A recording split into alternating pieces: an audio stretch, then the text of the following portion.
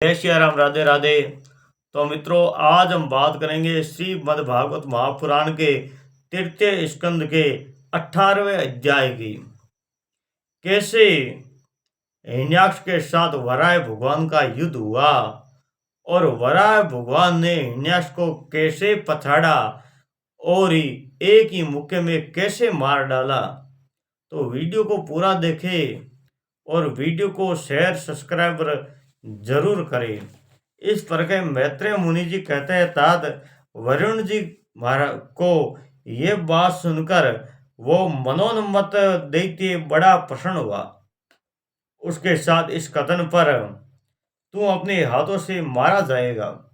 इस प्रकार वरुण भगवान ने हिरण्याक्ष से कहा, कुछ भी ध्यान नहीं दिया और चट नारद जी को हरि का पता लगा रसातल में पहुंच गया। नारद जी से पता लगा कि भगवान कहाँ रहते हैं। नारद जी ने बताया कि रसातल में रहते, तो रसातल पहुंच गया। वहां उसने विषय विजयी वराह भगवान अपनी दाढ़ों की नोक पर पृथ्वी को ऊपर की ओर ले जाते हुए देखा। वह अपनी लाल लाल चमकीले नेत्रों से तेज को हर लेते थे। उन्हें देखकर वह खिलखिलाकर हंस पड़ा और बोला, अरे ये जंगली पशु यहाँ कैसे आ गया। फिर वराह जी ने कहा, अरे ना समझ, इधर आ, इस पृथ्वी को छोड़ दे। इसे विश्वविद्या ब्रह्मा जी ने हम रसातल वासियों के हवाले कर दिया है। रे शुकर रूपधारी सुराधम, मेरे देखते ही तू इसे लेकर कुशल पूर्वक नहीं जा सकता। तू माया से लुक छिपकर ही दैत्यों को जीत लेता और मार डालता है। क्या इसी से हमारे शत्रुओं ने हमारा नाश करने के लिए तुझे पाला है।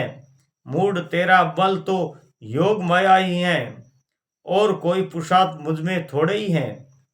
आज तुझे समाप्त करके मैं अपने बंधु का शोक दूर करूंगा।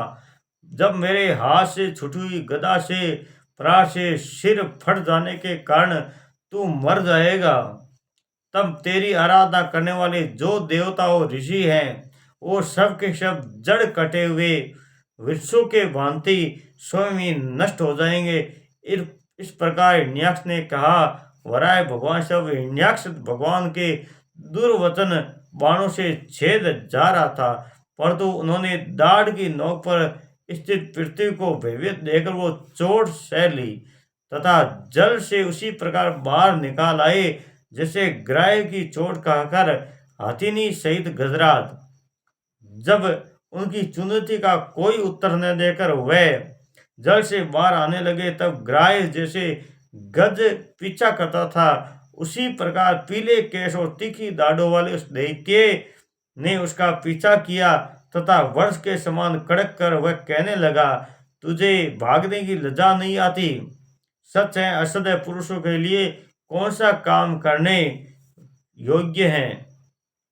भगवान के प्रति ले जाकर जल के ऊपर व्यवहार योग्य स्थान में स्थित कर दिया और उसमें अपनी आधार शक्ति का संचार किया। उस समय हिरण्याक्ष के सामने ही ब्रह्मा जी ने उसकी स्तुति की और देवताओं ने फूल बरसाए।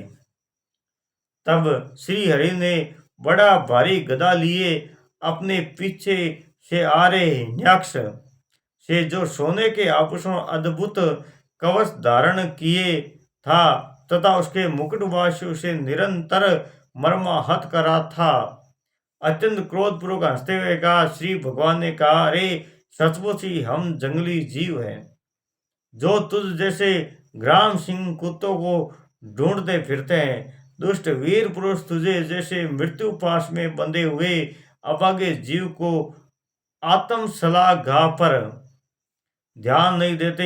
हाँ, हम रसातल वासियों की धरोहर चुराकर और लज्जा छोड़कर तेरी गदा के भय से यहाँ भाग आए हैं। इसमें ऐसी सामर्थ्य कहाँ कि तेरे जैसे अद्वितीय वीर के सामने युद्ध ठहर सके।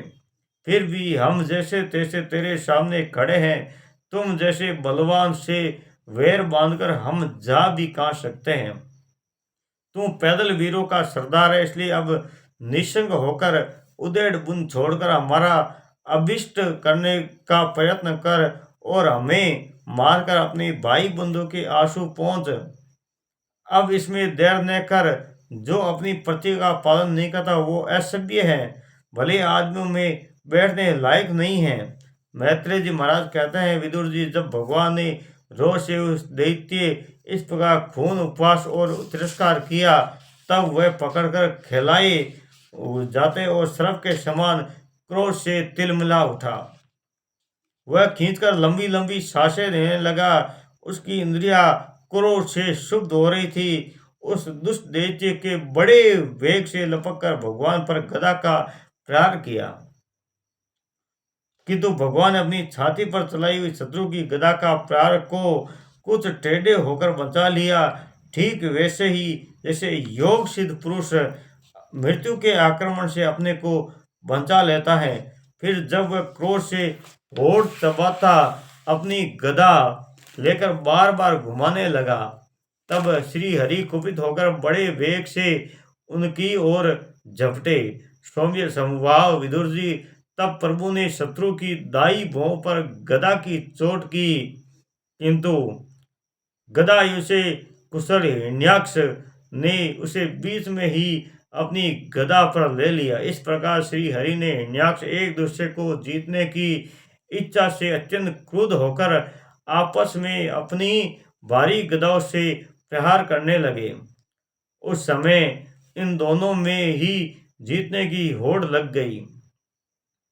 दोनों में ही अंग गदाओं की चोटों से घायल हो गए। अपने अंगों के घावों में बहने वाली रुधिर की गंध से दोनों का ही क्रोध बढ़ रहा था। वह दोनों ही तरह तरह के पैतरे बदल रहे थे। इस प्रकार गो के लिए आपस में लड़ने वाले दो सांडों के समान दोनों में एक दूसरे को जीतने की इच्छा से बड़ा भयंकर युद्ध छिड़ गया। विदुर जी, इस प्रकार हिरण्याक्ष और माया के वराह रूप धारण करने वाले भगवान यज्ञ मूर्ति पृथ्वी के लिए द्वेष बांधकर युद्ध करने लगे। तब उसे देखने के लिए वहां ऋषियों के सहित ब्रह्मा जी आए।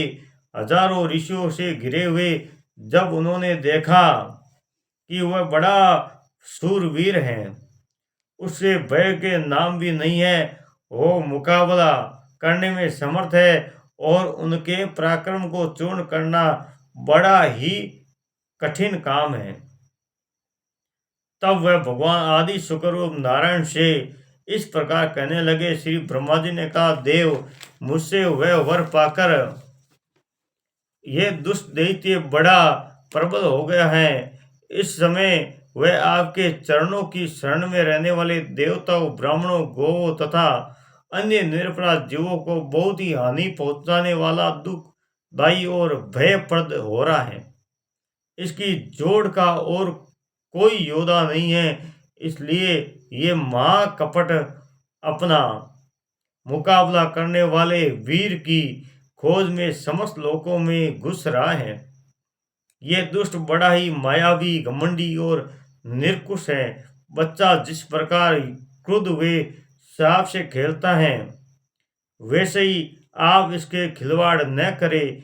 देव अच्युत, अब तक ये दारुण दैत्य अपनी बल वृद्धि की वेला को पाकर प्रबल हो, इससे पहले पहले ही आप अपनी योग माया को स्वीकार कर इस पापी को मार डालिए।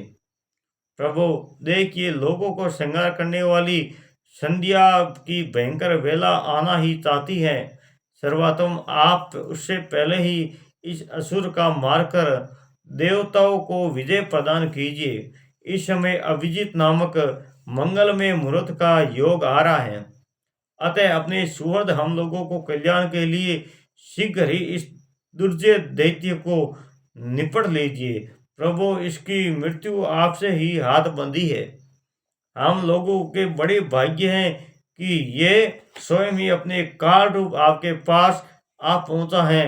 अब आप युद्ध से इसे बलपूर्वक इसे मारकर लोगों की शांति प्रदान कीजिए। इस प्रकार जब प्रार्थना की और भगवान हिरण्याक्ष का वध कर देते हैं, और ये वध हम कल तृतीय स्कंद के 19वें अध्याय में जानेंगे। तब तक के लिए जय श्री राम, राधे राधे। वीडियो पसंद आई तो लाइक शेयर सब्सक्राइब जरूर करें और मैं इसी प्रकार भागवत के हर अध्याय का अलग अलग वीडियो बनाऊंगा और आपको अगर जरूरत होगी तो मैं पूरे भागवत महापुराण की प्ले लिस्ट बनाकर भी शेयर करूंगा जिससे आपकी मांग पर होगी। अगर आप चाहते हैं कि प्ले लिस्ट तैयार हो तो वीडियो को सब्सक्राइब जरूर करें। जय श्री राम। राधे राधे।